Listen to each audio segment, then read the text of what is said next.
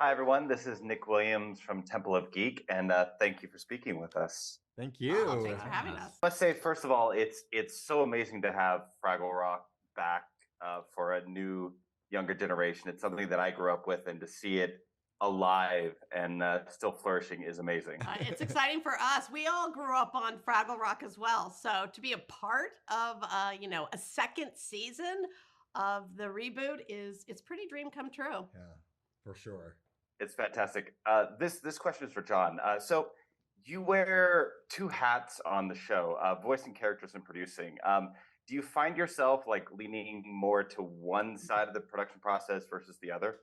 Well, I get to wear more. I have a bunch of hats, which is insane to say because I also choreograph the puppets and stage the puppets, and I'm a writer too and a director this season. So I say that not to be boastful, but to say the hats are always kind of jumping around and circulating. So it's hard to say. I mean, for me, I don't have one that I love more than the other. I think it's whatever I'm doing in that moment gets my full attention, my full passion.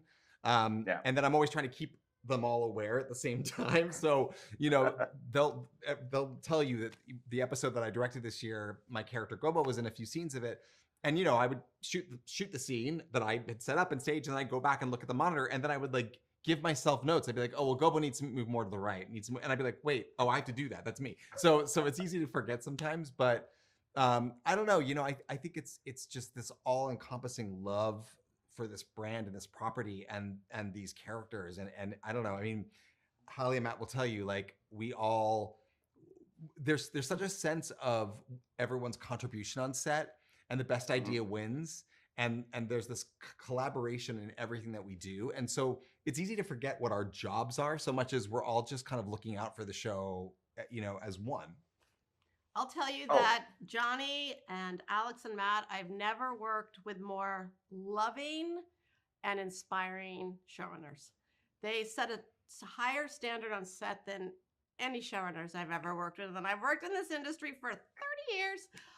So it's been an extraordinary experience, and I just wanted everyone to know that because it translates onto the screen. You can see it. You can see that love.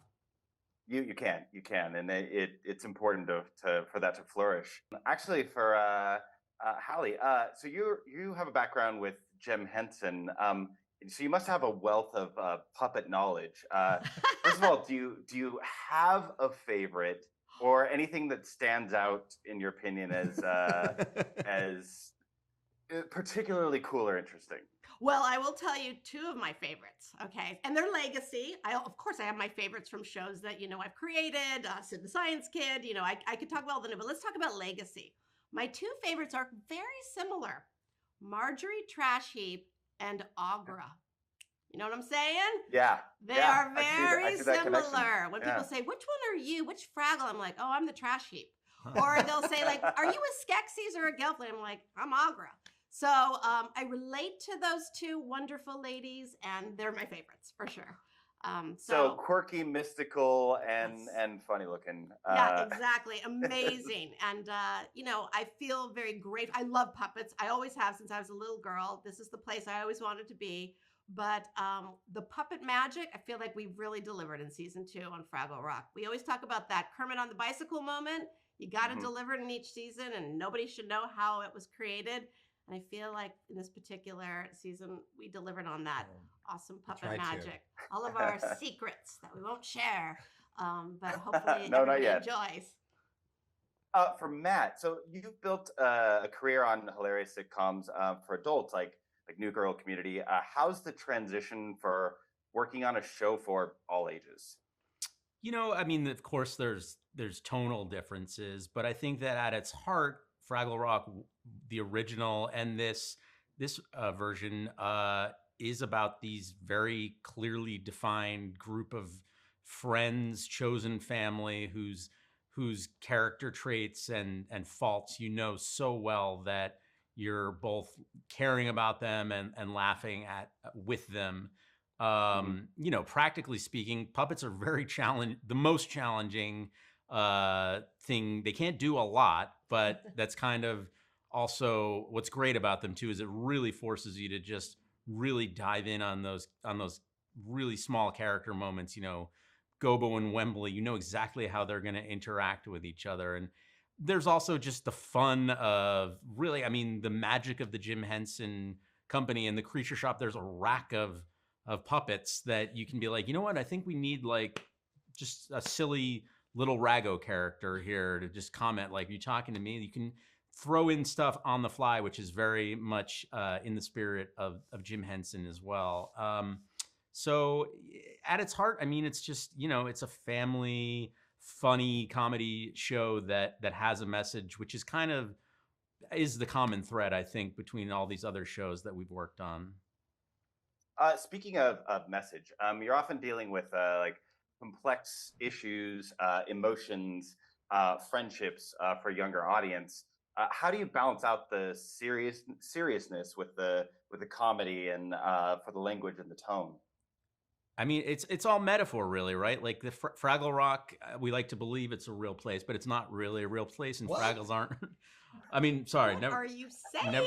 What? It's a different world, and treating it with kind of the Fraggle version of things. This year, we did our research and found out that, you know, families are really worried about climate change and food insecurity, and we're like, those are two worthy topics that families should be discussing, but we don't want to lay it on so heavy-handed. So there's a Fraggly way of doing it, and a metaphor of, you know, Doc is doing her wind experiments in her shop, and that causes a windstorm in Fraggle Rock, and that causes strawberries to blow in, and they're an invasive species, and they threaten the radishes, and keeping it all very fantastical and fun and light while dealing with things that are universal, hope and looking to the past for answers while also embracing new technology. And the Fraggles have always led with silliness. That's always been kind of, you know, the overarching thing is, you know, if you look at the original series and the reboot, it's always this layer of silliness that, you know, kind of gets them through. So they'll yell whoopee, and, you know, I remember in one of the original episodes from the Legacy series, you know, they had a Fraggle war, and the way they solved it was by, you know, having like a banana cream pie fight, and it was like they all started laughing, and that's what kind we of do on set. that's what we do. Time. Yes. Yeah. So it's keeping that silliness too.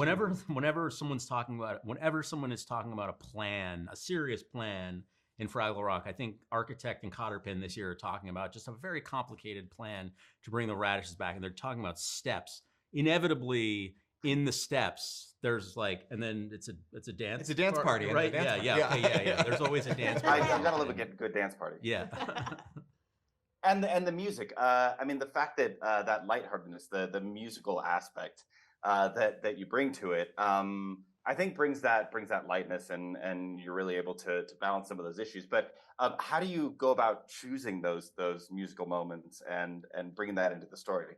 Ooh, the choosing of the musical moments. Well, great question. Yeah, it's a great. We have such a blessing of, you know, we in every episode we have a legacy song from the original series, and we have a brand new song written by Harvey Mason Jr., Andrew Hay, and Sam Ramirez.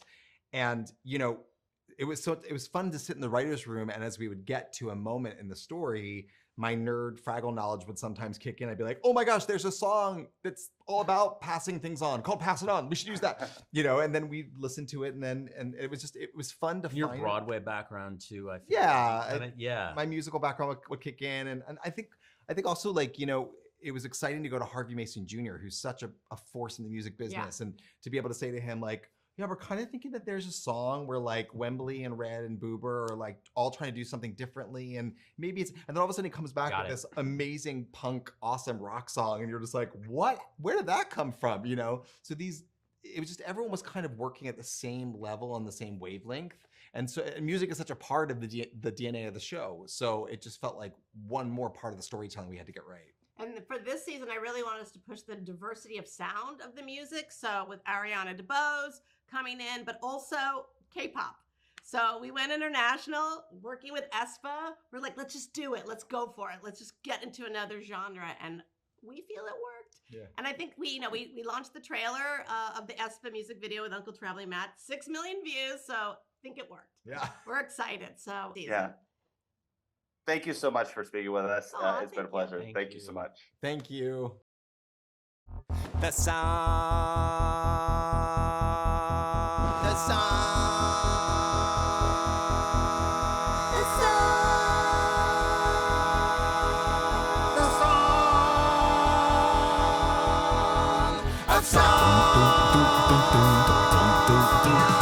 Everybody down at Fraggle Rock.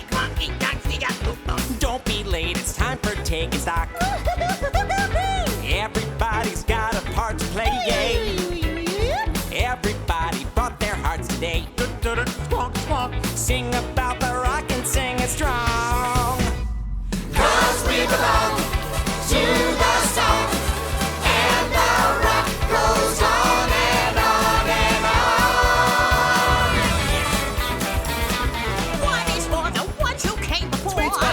Squiddly out, bing bong. 2 is for the treasures yet adored. Three is for the rock and jubilee. 4 is for the future that will be. walk, boodlies walk. When we start to sing, we sing it strong. 'Cause we belong